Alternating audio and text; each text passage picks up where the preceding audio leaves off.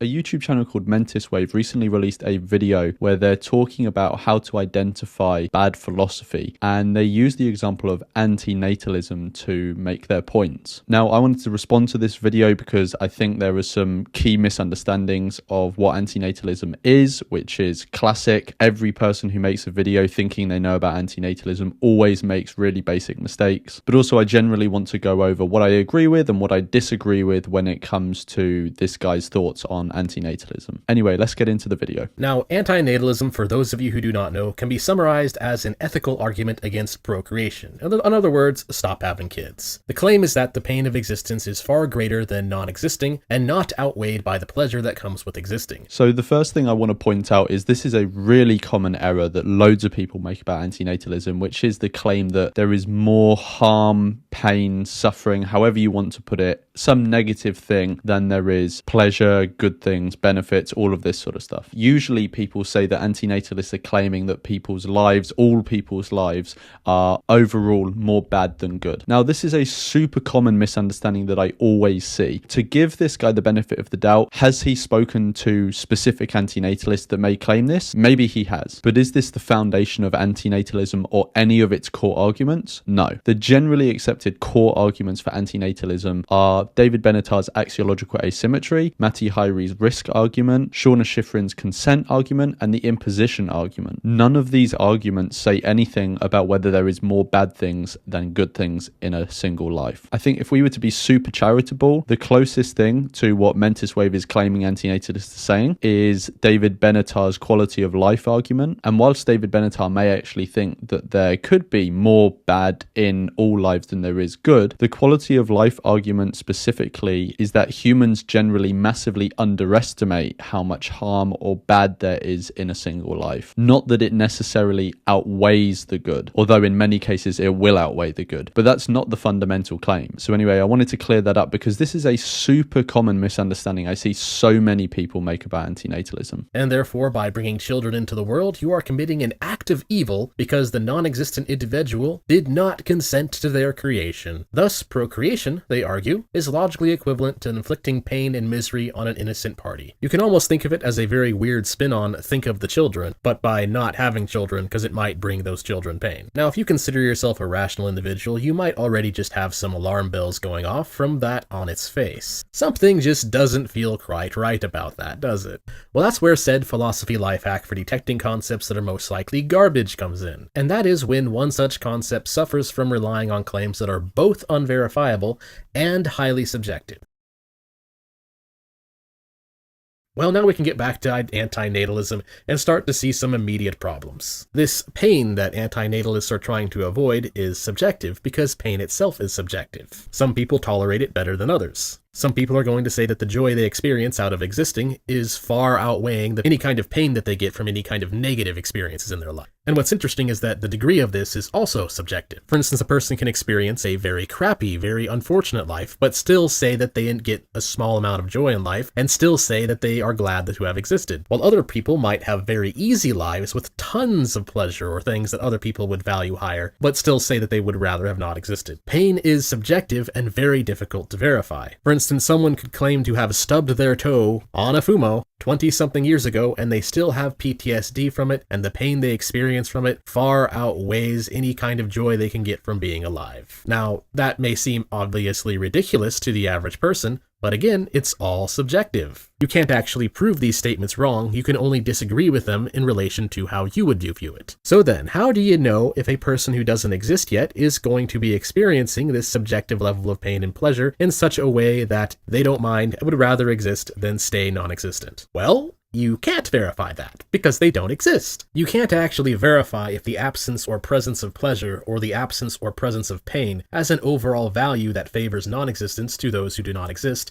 because they don't exist and thus can't experience these things, and thus cannot give us an answer. The antinatalist therefore contradicts their own premise by making claims that it is wrong to project our own subjective feelings of these subjective experiences to the non-existent, when the entire basis of their philosophy is doing this very thing. Okay, so here MentisWave MentisWave is saying that antinatalism is bad philosophy because it's based on subjective values and it rests on things that can't be verified. Now let's take each of these in turn. So the first one is that it's based on subjective values, and he gives the example of pain and suffering being subjective. One thing that may cause pain and suffering to one person may not necessarily cause pain and suffering to another person. It's highly context dependent, it's highly dependent on the individual and their sensitivities, and so we can't make broad brush statements. Now when it comes to people who exist, I somewhat agree with MentisWave. Suffering and pain is somewhat subjective depending on the person and the context. But that is only true in some instances. There are many instances where it wouldn't really be that good faith to call a form of pain or suffering subjective. So for example, if someone was to get hit by a Molotov cocktail and is burning, or someone was stabbed in the street, or someone got cancer, those things aren't really subjective. We all have the capacity to feel this raw pain and form of suffering, which we can't always choose. Granted, there are some circumstances where we can control how much pain and suffering we experience from a given stimuli, such as in cancer, our mindset towards it and our approach will determine somewhat how much we suffer from that cancer. But then there's other more physical, biological processes that we can't really have any significant degree of control over, and how much pain we experience. If we were to try and control the pain and suffering that we went through, we'd have to use something outside of our body like medicine. So like I said, I somewhat agree with MentisWave here when it comes to people who exist. There are circumstances where we can control the level of suffering and pain we go through, but there are also many examples where we can't. But that's not the point here. Antinatalism is talking about coming into existence, and when we're talking about coming into existence, it doesn't make as much sense to point to specific instances where suffering can be mitigated or that it's more subjective, because what antinatalists are saying is they're not pointing to specific instances of suffering and saying that is bad, that's the specific thing that we don't want people to go through, and then someone could say, oh well, that's subjective. What we're saying is that when you create someone, you know that in some capacity they will go through suffering, whatever character that suffering has. Some people may be particularly hardy, but they will still go through suffering, and that bit isn't subjective. It isn't subjective to say that when you create someone, they will suffer to some degree and they will have the guarantee of death. That's just a fact. So here, when MentisWave says that pain and suffering is subjective and so antinatalism is based on subjective principles or values, I think he's kind of missing the forest for the trees here. And again, you can see from the argument he's putting forward that he's basing a lot of this off the supposed claim that antinatalism is making, that there's more bad than good in everyone's lives, which again isn't a claim that antinatalists are necessarily making. Some of them may do, but the philosophy itself is not making that. That's not one of the core arguments. So then to go on to where MentisWave says that antinatalism makes claims that are unverifiable, like someone who already exists, if you ask them, is it better that they came into existence and that they accept the balance of suffering and well-being in their life? MentisWave says that these things cannot be verified. Now, this to me just really seems like a non-point. This would only be an issue if we decided not to create someone, they would be deprived in some way by us not taking that risk on their behalf. But before we create someone, there's simply just non-existence, and so non-existence can't be deprived of anything. So to me, this is a non-point. But if someone wants to explore this a bit more and think about, well, the majority of people alive today probably would say that they're glad to have been born, does that not give us some grounds for bringing new people into existence, given that we know they will most likely be glad that they were created? Well, I've made a video exactly on this topic, so I won't rehash all of the points here, but this is the video. There will be a link in the description and you can check that out for yourselves. Sure, they might be correct that the non-existent did not consent to existence, but they aren't consenting to their continued non-existence either, because they don't exist, and therefore you can't verify their consent either way. And because the experiences we are arguing over here are, again, subjective experiences, there's no objective standard here by which we could even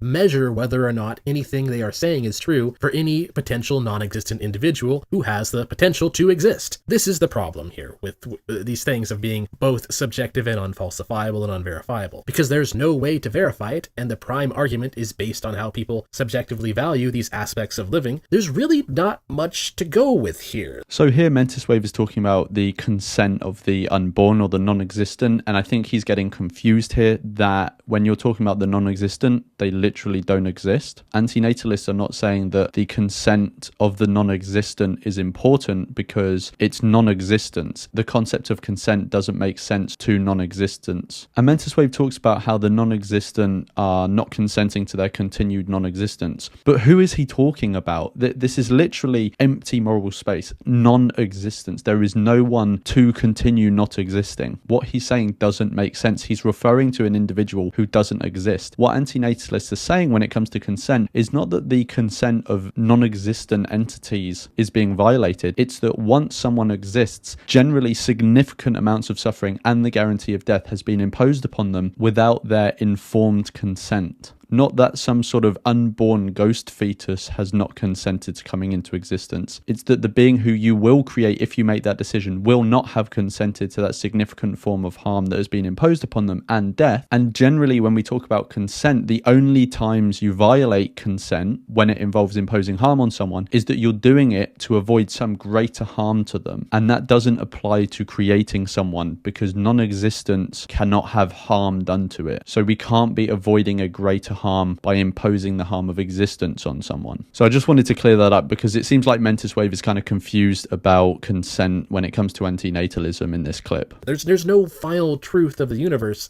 to be grasped at here. Instead, all the antinatalists are doing is they're just grasping in the dark at what basically amounts to pure nihilism. Antinatalism is the opposite of nihilism. I'm assuming what he means here is moral nihilism. Existential nihilism is a whole nother thing, but antinatalism is a moral issue, so I'm assuming he means moral nihilism, which means you don't care about anything. Antinatalism is literally based on care. Like, why would you be antinatalist if you don't care about anything? It doesn't make any sense. So clearly antinatalism isn't a nihilistic philosophy. And when you go further and look at a few more arguments in favor of antinatalism, this issue of grasping at subjective straws with no verifiable meaning and no way to prove it either way, and thus no substantial philosophical truth to be ascertained, comes up again and again. For example, take a look at this graph. Scenario A, X person gets to exist. They will have a presence of pain, which is bad, and presence of pleasure, which is good. Scenario B, X never exists. Absence of pain, which is good, absence of pleasure, which is not bad. Or is it? Define how bad the negative value of pain here is. Define how good the positive value of pleasure here is.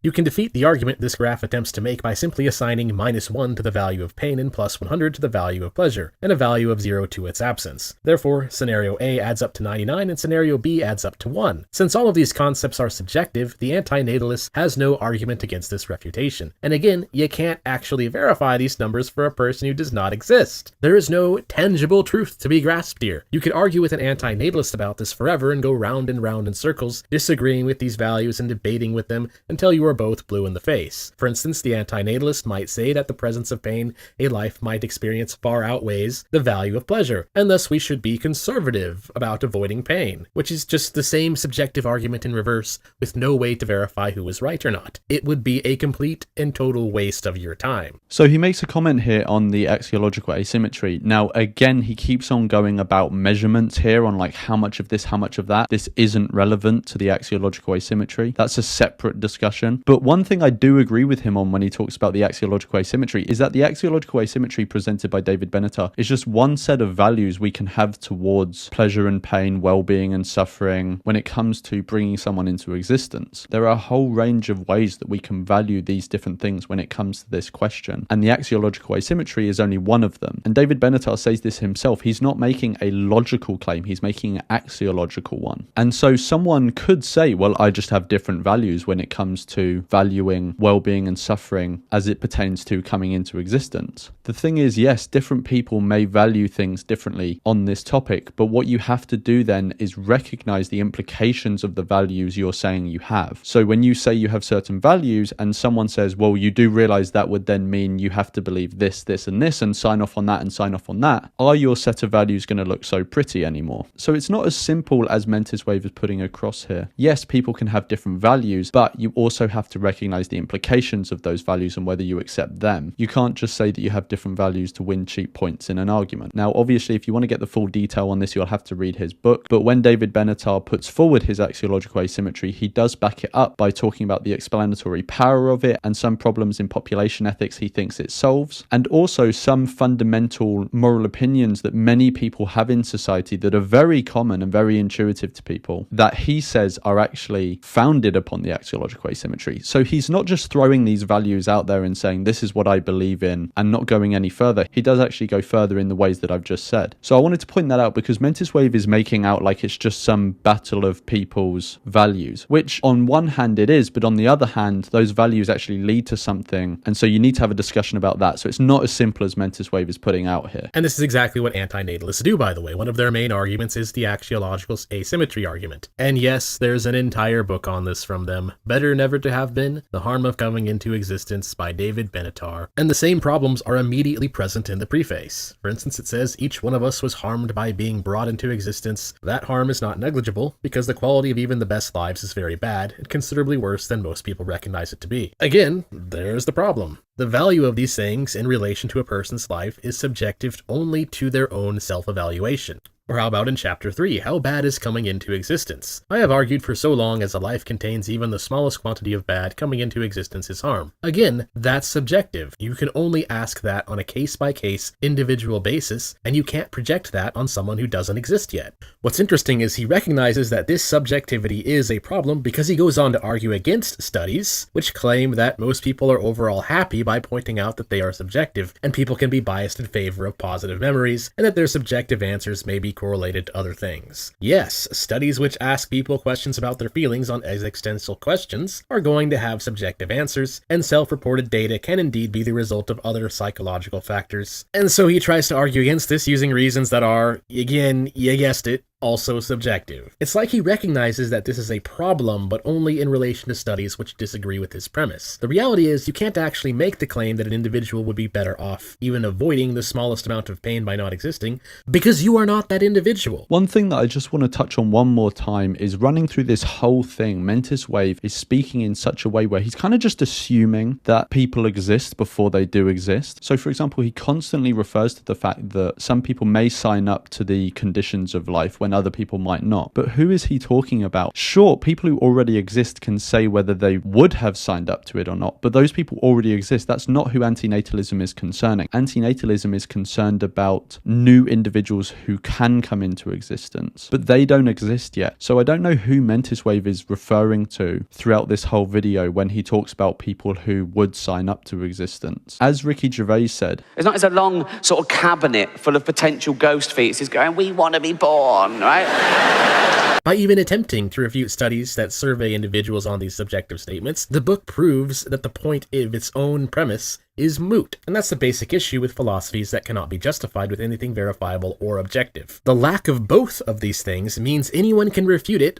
by simply reversing it. Any justification they could possibly come up with can be just as easily be flipped around on its head to prove the opposite. Nearly all antinatalist arguments can be reversed into pronatalism. For instance, you can just say that the joy of life is a gift that far outweighs any pain. Pain is often forgotten and therefore is of little consequence. Therefore, we should have as many children as possible to bring as much joy into the world as possible. There is absolutely nothing an antinatalist can say against these arguments that does not involve stepping on their own reasoning in some way. So here he just says how someone could just say that life is a gift and people should be brought into existence. And like I said before, when it comes down to the very base argument, when we're on the topic of the axiological asymmetry, it is somewhat a case of different people have different values. But the thing is will you accept the implications of those values? Are you going to say that life is a gift for all the kids in cancer wards? Or how about the people who die in suicide bombings? What about all the people with cluster headaches or severe depression? Are you going to speak for all of them and just bring them into existence and say, hey, well, life is a gift, so nut up or shut up? Are you going to just bring them into existence and then try and pass it off with a rationalization of life is a gift? But then on the other hand, you have antinatalists who won't bring people into existence because they know that all of them will suffer and some of them will suffer to a massive degree. And who's wronged by that? No one, because it's just non-existence. But there are a lot of people who are harmed by the value that life is a gift, and based off that, people actively bringing people into existence. That's just the axiological asymmetry. You've also got a whole host of other arguments like risk, consent, imposition, where it's not as simple as to just say, oh, well, life is a gift. So I just wanted to lay that out there because I think MentisWave keeps on saying things that simplify what is actually the case. And this cancels out anything inside the antinatalist position. In other words, these philosophies which lack verifiable or objective points can be regarded as shell philosophies. They have a claim on the surface about how we should live or something we should do, but all their justifications for it on the inside add up to nothing. They cancel out. So it tells us nothing about the reality about how the universe operates that gives us something we can reason with. There's no tangible truth to grapple with. There's nothing. There is only the claim it makes on the surface, a claim which it cannot give us a reason to care about. So what should you do when encountering an empty shell philosophy? Well, the answer is to stop looking at these unfalsifiable and subjective justifications for it, because that's just going to lead you around in circles. And instead, look at just its surface. Look at its shell, because on the surface, just about every philosophy does indeed have some kind of objective statement about what it at least is trying to say. Keeping with antinatalism as an example, the claim that people should stop having children. Since the reasoning inside the shell cancels itself out, it instead makes more sense to look only at the surface of the shell and judge it by what is on that shell. So one thing I want to say here about what MentisWave calls antinatalism's shell is that he says it is antinatalism saying that people should stop having children. And I agree with him, that is the most popular slogan that comes out of antinatalism. But I don't think it's the core thing that antinatalism has to add to the philosophical conversation. I think the core thing is that coming into existence is a harm, not stop having kids. Because stop having kids is based upon that more fundamental idea of existence being a harm. So I think MentisWave has done a bit of misidentification here, but let's go on and see what he has to say. For instance, utilitarianism. What would the effects be if everyone stopped having children? Well, any society which fails to replace itself at a 1-to-1 ratio at the very least is doomed to severe economic consequences, because there's no one left to maintain the economic production pipeline and services of that society that it relies on. So as the generation which decides to universally adopt antinatalism ages out, this would cause a severe drop in quality of life for that generation. In other words, antinatalism is a high time preference philosophy, in that it makes poor consideration of the future well-being of those who are currently alive. So MentisWave is saying here that antinatalism, if massively widely adopted, will lead to a cessation of procreation or a massive reduction, which will cause economic issues and overall cause a worse quality of life for those who will exist.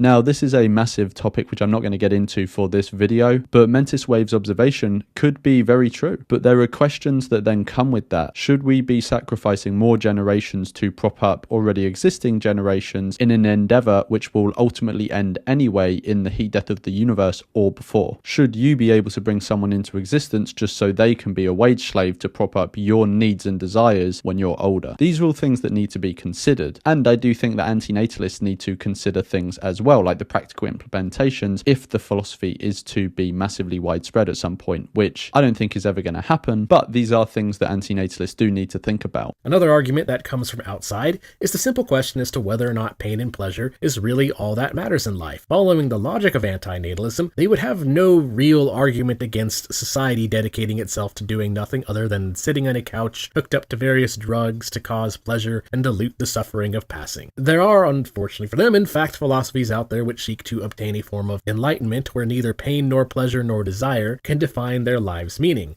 You could argue that those lifestyles are also reliant on subjectivity, but again, so is antinatalism, so there's no reason to value said concepts any higher or lower than the concepts antinatalism is pushing. And here MentisWave is talking about how if we follow antinatalism's prescriptions about how we should value things, then once we exist, we should maybe just sit on a couch and be hooked up to drugs. First of all, antinatalism doesn't make any prescriptions for how someone should live. It completely focuses on coming into existence. Once someone lives, they can live however they like. Obviously, within the confines of what is ethical. But if someone wants to live very frivolously or someone wants to live in a more stoic way, these are all perfectly compatible with antinatalism. You don't just have to sit on a couch and get hooked up to drugs. I think this just comes from MentisWave's completely impoverished understanding of antinatalism. There's also the issue that antinatalism's premise must presuppose materialism to even begin to make sense. Non-materialist points of view claim that we actually do have a conscious existence outside of the one we currently experience. This means that in order to convince the entire human population to go along with antinatalism, you must also somehow convince all the non-materialists that they are wrong. This is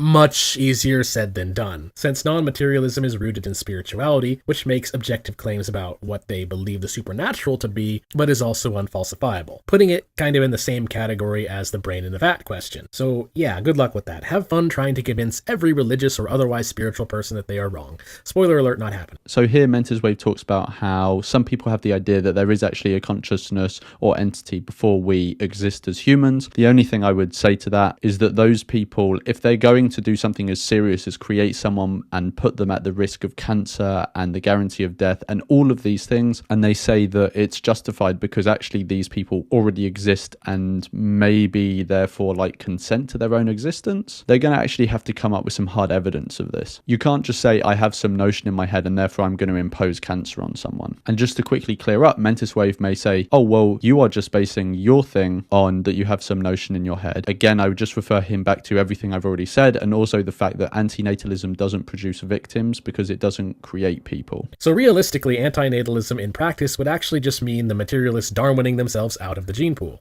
There's also the problem of animals other than humans. Antinatalism, pushed to its logical conclusion, must also conclude that any being with any level of conscious existence, or any sentience, must also be subject to the reasoning of antinatalism of avoiding harm by not existing. And if you research antinatalism, you will find out that many of them have indeed figured this out, and do indeed hold this very position. They actually do project antinatalism onto creatures other than humans. So, how exactly are you going to convince every species on Earth to go along with this? I mean, forget trying to convince humanity of materialism, forget trying to convince any religious or spiritual people, and forget trying to get everyone to agree with an argument that is grounded in subjective and unverifiable. What about the rest of the jungle? And yes, they do need to convince them to go along with it. What's to stop the cats from rising up and evolving into cat people, with human-like intellect bringing us back to square one? Because you might have noticed there's still millions of years left in our sun's lifespan. Okay, so very quickly here, MentisWave seems to think that antinatalists are going to try and convince gazelles not to procreate. Obviously, that isn't going to be the case. It's not about going and convincing other animals. It is a nuanced conversation, so I'm not going to get into it here. But again, I have done a video on whether animals are included in antinatalism, so you can check that out. All of this means that antinatalism is effectively unfeasible and actually would cause much of the pain and suffering that it claims to be avoiding if put into practice. This is further emphasized by the antinatalism community itself, which from what I have seen suggests to me that many of these people are simply adopting this philosophy as kind of a post hoc justification for something they have already decided to do a long time ago for completely unrelated reasons. I want to say one quick thing about this, which is I actually agree there are a lot of people who I think take on the label antinatalist and aren't actually antinatalist, or they don't even have a good understanding of what it is. And I do think there are a number of people who do have other issues in their lives and see antinatalism as a way of externalizing the blame for that. I don't think this is a healthy way to find antinatalism. I don't even think it is antinatalism, but there is definitely an issue with people taking the label and doing that. But this is not a point against the philosophy, and whilst there haven't been surveys done on this, the vast majority of antinatalists that I have interacted with, if not all, are antinatalists for philanthropic, ethical reasons. But I also wouldn't say this is a particular problem with antinatalism. Like, loads of different labels get adopted by loads of different people who have nothing to do with the label, don't even know about the label. They just want some identity and to be part of a group because it makes them feel different. I think this is just an issue with humans, not with antinatalism. Which brings me to the conclusion. When a philosophy cannot justify itself or provide any meaningful truth with any kind of verifiable or objective reasoning behind it, there's often a greater psychological reason behind believing in it, since there is no real reason to believe in it. This is the biggest reason why it is often a waste of your time to engage with the people who espouse it. Because while this may not be the case with all of them, it is absolutely the case for some of them that their true justification for adopting this philosophy is not as noble as they would want others to believe. This isn't the case 100% of the time.